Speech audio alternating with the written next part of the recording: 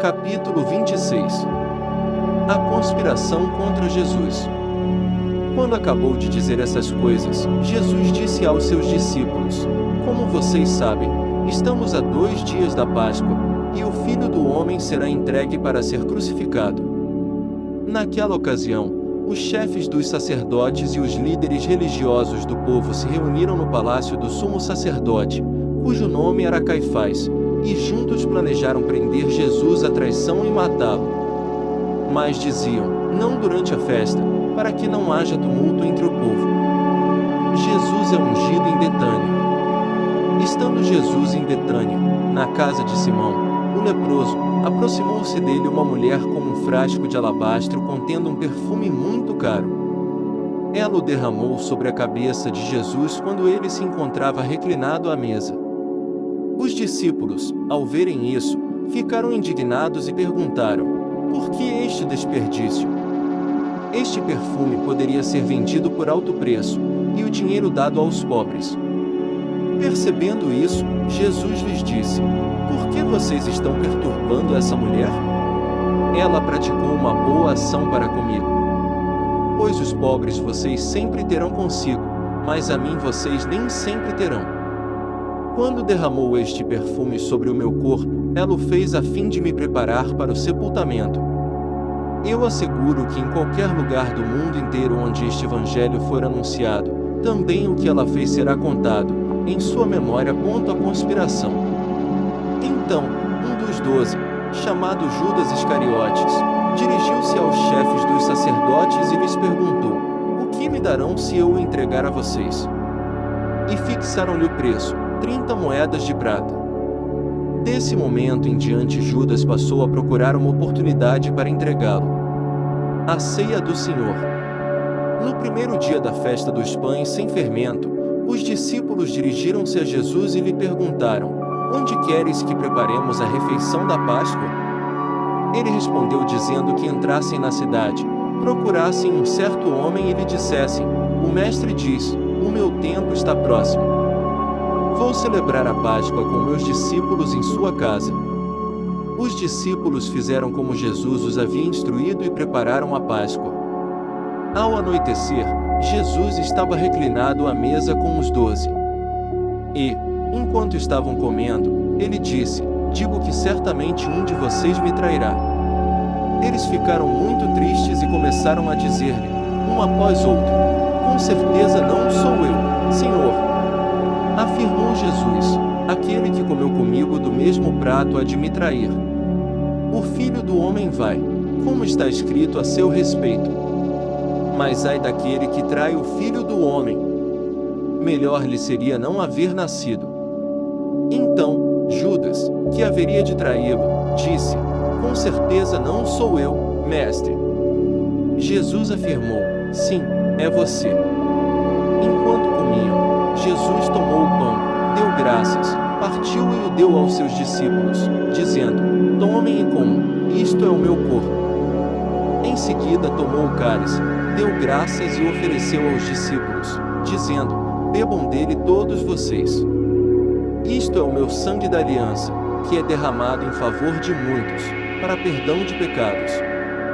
Eu digo que, de agora em diante, não beberei deste fruto da videira até aquele dia em que beberei o vinho novo com vocês no reino de meu Pai. Depois de terem cantado um hino, saíram para o Monte das Oliveiras. Jesus prediz a negação do Pedro. Então Jesus lhes disse: ainda esta noite todos vocês me abandonarão. Pois está escrito: ferirei o pastor, e as ovelhas do rebanho serão dispersas. Mas, depois de ressuscitar, irei adiante de vocês para Galiléia. Pedro respondeu: ainda que todos te abandonem, eu nunca te abandonarei. Respondeu Jesus: asseguro que ainda esta noite, antes que o galo cante, 3 vezes você me negará. Mas Pedro declarou: mesmo que seja preciso que eu morra contigo, nunca te negarei. E todos os outros discípulos disseram o mesmo. Jesus no Getsemane. Então Jesus foi com seus discípulos para um lugar chamado Getsemane e lhes disse: sentem-se aqui enquanto vou ali orar. Levando consigo Pedro e os 2 filhos de Zebedeu, começou a entristecer-se e a angustiar-se. Disse-lhes então: a minha alma está profundamente triste, numa tristeza mortal. Fiquem aqui e vigiem comigo. Indo um pouco mais adiante, prostrou-se com o rosto em terra e orou: meu Pai, se for possível, afasta de mim este cálice, contudo, não seja como eu quero, mas sim como tu queres. Depois, voltou aos seus discípulos e os encontrou dormindo. Vocês não puderam vigiar comigo nem por 1 hora? Perguntou ele a Pedro. Vigiem e orem para que não caiam em tentação. O espírito está pronto, mas a carne é fraca. E retirou-se outra vez para orar: meu Pai, se não for possível afastar de mim este cálice sem que eu o beba, faça-se a tua vontade. Quando voltou, de novo os encontrou dormindo, porque seus olhos estavam pesados.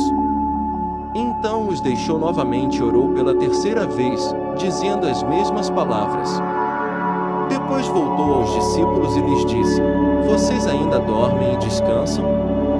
Chegou a hora. Eis que o Filho do Homem está sendo entregue nas mãos de pecadores. Levantem-se e vamos. Aí vem aquele que me trai. Jesus é preso. Enquanto ele ainda falava, chegou Judas, um dos 12. Com ele estava uma grande multidão armada de espadas e varas, enviada pelos chefes dos sacerdotes e líderes religiosos do povo. O traidor havia combinado um sinal com eles, dizendo-lhes: aquele a quem eu saudar com um beijo, é ele, prendam-no. Dirigindo-se imediatamente a Jesus, Judas disse: salve, mestre, e o beijou. Jesus perguntou: amigo, o que o traz? Então os homens se aproximaram, agarraram Jesus e o prenderam. Um dos que estavam com Jesus, estendendo a mão, puxou a espada e feriu o servo do sumo sacerdote, decepando-lhe a orelha. Disse-lhe Jesus: guarde a espada. Pois todos os que empunham a espada, pela espada morrerão. Você acha que eu não posso pedir a meu Pai, e ele não colocaria imediatamente à minha disposição mais de 12 legiões de anjos? Como então se cumpririam as Escrituras que dizem que as coisas deveriam acontecer desta forma? Naquela hora, Jesus disse à multidão: estou eu chefiando alguma rebelião, para que vocês venham prender-me com espadas e varas? Todos os dias eu estive ensinando no templo, e vocês não me prenderam. Mas tudo isso aconteceu para que se cumprissem as Escrituras dos profetas. Então todos os discípulos o abandonaram e fugiram. Jesus diante do Sinédrio. Os que prenderam Jesus o levaram a Caifás, o sumo sacerdote, em cuja casa se haviam reunido os mestres da lei e os líderes religiosos. E Pedro seguiu de longe até o pátio do sumo sacerdote, entrou e sentou-se com os guardas, para ver o que aconteceria.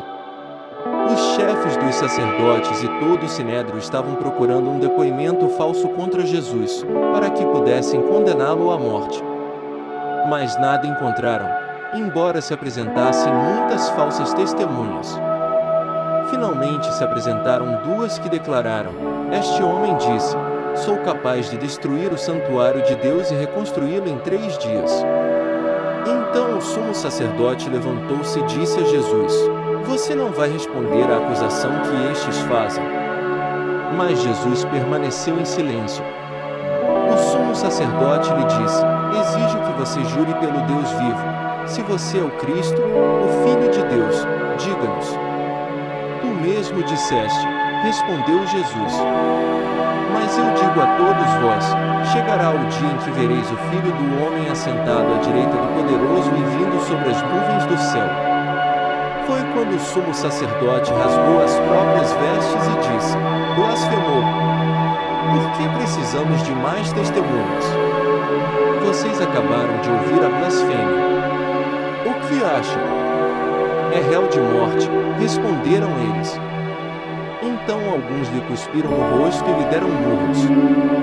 Outros lhe davam tapas e diziam: profetize-nos, Cristo.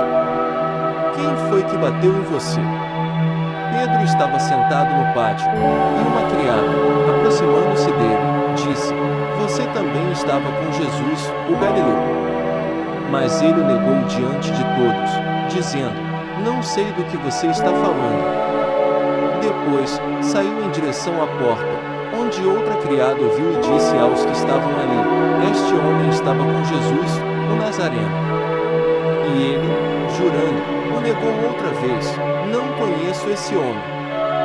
Pouco tempo depois, os que estavam por ali chegaram a Pedro e disseram: Certamente você é um deles. O seu modo de falar o denuncia. Aí ele começou a lançar maldições e a jurar: Não conheço esse homem. Imediatamente um galo cantou. Então Pedro se lembrou da palavra que Jesus tinha dito: Antes que o galo cante, você me negará 3 vezes. E, saindo dali, chorou amargamente. Capítulo 27. O suicídio de Judas. De manhã cedo, todos os chefes dos sacerdotes e líderes religiosos do povo tomaram a decisão de condenar Jesus à morte. E, amarrando-o, levaram-no e o entregaram a Pilatos, o governador. Quando Judas, que o havia traído, viu que Jesus fora condenado, foi tomado de remorso e devolveu aos chefes dos sacerdotes e aos líderes religiosos as 30 moedas de prata. E disse: Pequei, pois traí sangue inocente. E eles retrucaram: Que nos importa? A responsabilidade é sua. Então Judas jogou o dinheiro dentro do templo e, saindo, foi e enforcou-se. Os chefes dos sacerdotes ajuntaram as moedas e disseram: É contra a lei colocar este dinheiro no tesouro, visto que é preço de sangue. Então decidiram usar aquele dinheiro para comprar o campo do oleiro, para cemitério de estrangeiros. Por isso ele se chama Campo de Sangue até o dia de hoje. Então se cumpriu o que fora dito pelo profeta Jeremias: Tomaram as 30 moedas de prata, preço em que foi avaliado pelo povo de Israel, e as usaram para comprar o campo do oleiro, como o Senhor me havia ordenado. Jesus diante de Pilatos. Jesus foi posto diante do governador, e este lhe perguntou: Você é o rei dos judeus? Respondeu-lhe Jesus: Tu o dizes. Acusado pelos chefes dos sacerdotes e pelos líderes religiosos, ele nada respondeu. Então Pilatos lhe perguntou: Você não ouve a acusação que eles estão fazendo contra você? Mas Jesus não lhe respondeu nenhuma palavra, de modo que o governador ficou muito impressionado. Por ocasião da festa era costume do governador soltar um prisioneiro escolhido pela multidão. Eles tinham, naquela ocasião, um prisioneiro muito conhecido, chamado Barrabás. Pilatos perguntou à multidão que ali se havia reunido: Qual destes vocês querem que solte, Barrabás ou Jesus, chamado Cristo? Porque sabia que o haviam entregado por inveja. Estando Pilatos sentado no tribunal, sua mulher lhe enviou esta mensagem: Não se envolva com este inocente, porque hoje, em sonho, sofri muito por causa dele.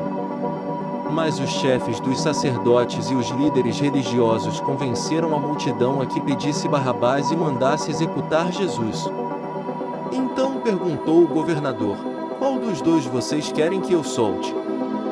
Responderam eles: Barrabás. Perguntou Pilatos: Que farei então com Jesus, chamado Cristo? Todos responderam: Crucifica-o. Por quê? Que crime ele cometeu?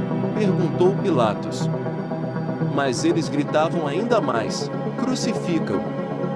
Quando Pilatos percebeu que não estava obtendo nenhum resultado, mas, ao contrário, estava se iniciando um tumulto, mandou trazer água, lavou as mãos diante da multidão e disse: Estou inocente do sangue deste homem, a responsabilidade é de vocês.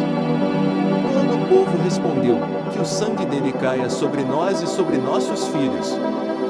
Então Pilatos soltou-lhes Barrabás, mandou açoitar Jesus e o entregou para ser crucificado.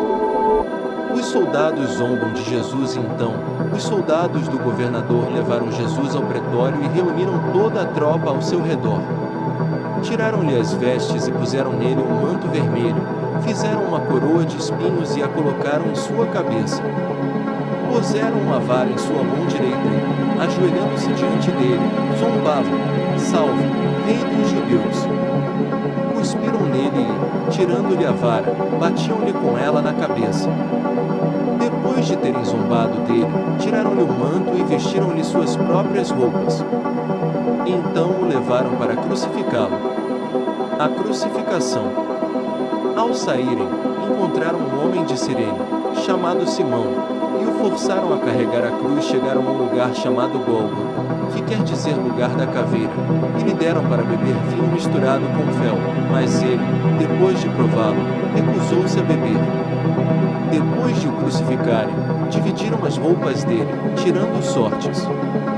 E, sentando-se, vigiavam-no ali. Por cima de sua cabeça, colocaram por escrito a acusação feita contra ele: Este é Jesus, o Rei dos Judeus. 2 ladrões foram crucificados com ele, um à sua direita e outro à sua esquerda. Os que passavam lançavam-lhe insultos, balançando a cabeça e dizendo: Você que destrói o templo e o reedifica em 3 dias, salve-se! Desça da cruz se é filho de Deus. Da mesma forma, os chefes dos sacerdotes, os mestres da lei e os líderes religiosos zombavam dele, dizendo: Salvou os outros, mas não é capaz de salvar a si mesmo. E é o Rei de Israel. Desça agora da cruz, e creremos nele. Ele confiou em Deus. Que Deus o salve agora se dele tem compaixão, pois disse: Sou filho de Deus. Igualmente o insultavam os ladrões que haviam sido crucificados com ele. A morte de Jesus. E houve trevas sobre toda a terra, do meio-dia às 3 horas da tarde. Por volta das 3 horas da tarde, Jesus bradou em alta voz: Eloi, Eloi, lama sabachthani, que significa: Meu Deus, por que me abandonaste? Quando alguns dos que estavam ali ouviram isso, disseram: Ele está chamando Elias.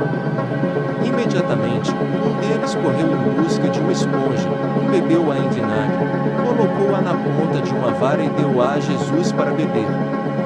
Mas os outros disseram: Deixem-no. Vejamos se Elias vem salvá-lo. Depois de ter bradado novamente em alta voz, Jesus entregou o Espírito.